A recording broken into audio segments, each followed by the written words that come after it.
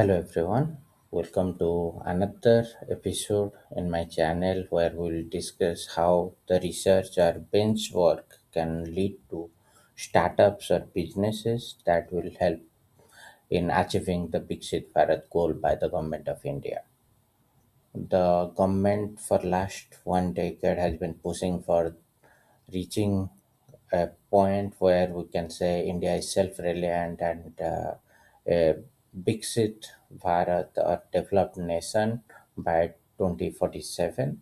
If we look at our manufacturing and export and compare it to the import, we are always importing more things than we are manufacturing.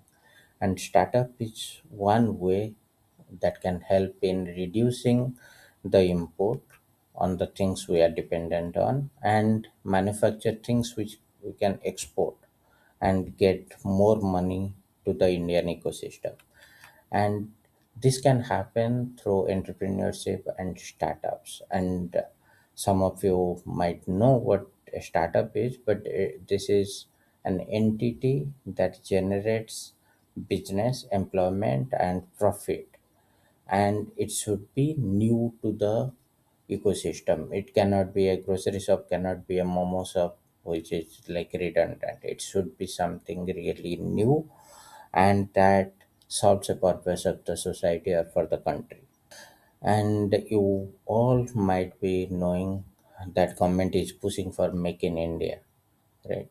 So instead of a tiger, which is the our national animal, government took lion. Many of you might be thinking, oh, this is because lion is the king of the jungle, so they are taken. But why lion is the king?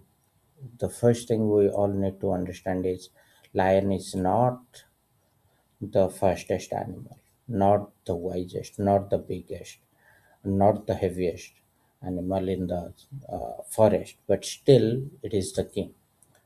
Because of one capability, it is slow, steady, and unstoppable.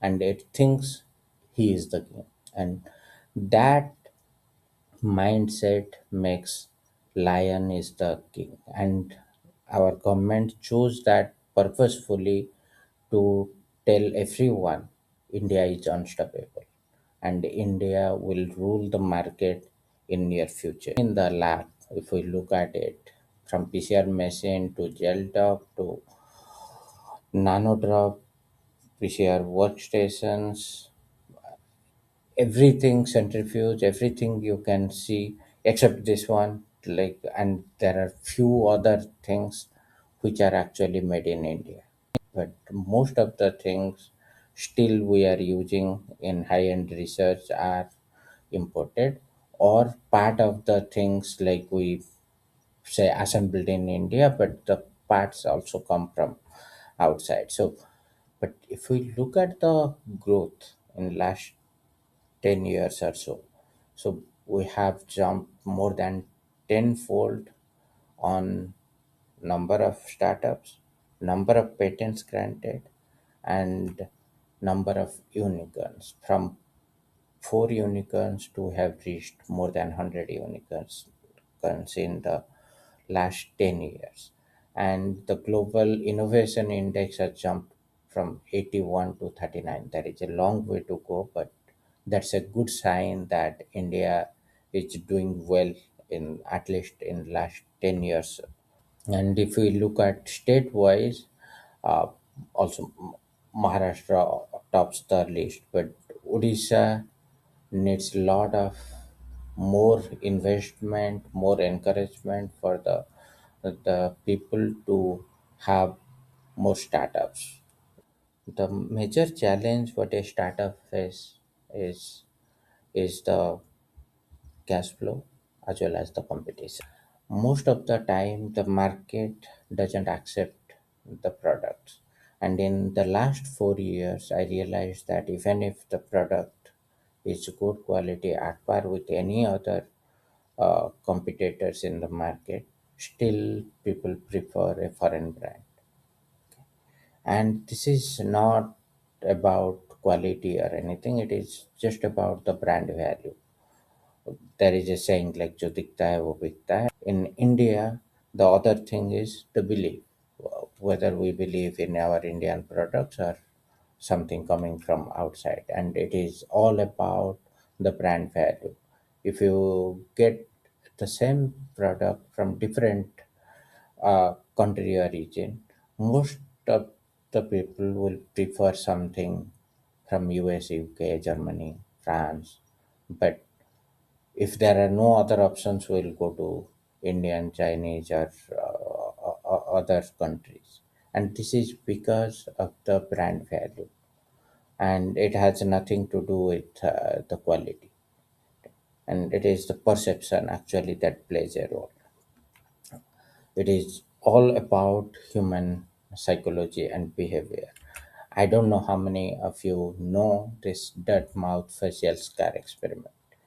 What the experimenter did is like put a scar on the face and showed the mirror. Okay, you guys have scar. There was control of people who know they do not have scar, and they were allowed to meet people outside and then come back and share their experience. And when they came back, the experimenter took the note how they felt when they were talking to the other person, and the people who were showed a mirror having a scar on their face often reported being misbehaved, maybe judged, and ill behaved by the other person, and they were not respected well. But the other group had a fair conversation and they had a good feeling. But when the experimenters showed the mirror again to everyone, and surprisingly, nobody had a scar on the face. Neither the control group nor the people with a scar, because before they were sent to talking to people, the people having a scar were like the scar was erased with a makeup. But still, those people were thinking they have a scar, and they had a bad feeling about themselves, not exactly what the other person was behaving. It is not like whether someone has a scar or not. It is about the perception we are having for the Indian products as well as for ourselves. Indians have been suppressed or told like you are not good enough, and suppressed by foreign invaders for centuries. And that gave us the impression that anything that is coming from outside is better. So that perception still exists. We all have been like manipulated by that behavior for the centuries, and now the government is again showing the mirror, saying, "Hey guys, wake up! So this is not about India is poor or India is it's not up to the mark. We are as good as, maybe we are better in many ways than any of the foreign companies." As I have already said, India is at the third position. It is just about like we recognizing our potential and telling the world that hey, we are not inferior to anyone, but that has to come from within. And with that belief, probably we can achieve the Viksit Bharat goal by 2047. And especially like I want to see a change in the, as a researcher entrepreneur, I want to see a different image of what I'm seeing now in the lab or in my startup, in my office. I hope it changes very soon. But if we look at the success rate, it's not very much. It is like hardly 1% goes to the unicorn level or really do something that like they achieve something, make profit and do good in the business in a long run. But most of them fail. But the point is not failing, it is about trying. Like if we try 10 startups, 10 of them will not fail, one of them will succeed definitely, and that one success will give us much more return than the loss we are incurring in the other nine startups. So it is not always like looking at the success rate and saying, oh, most of them fail, we should not start.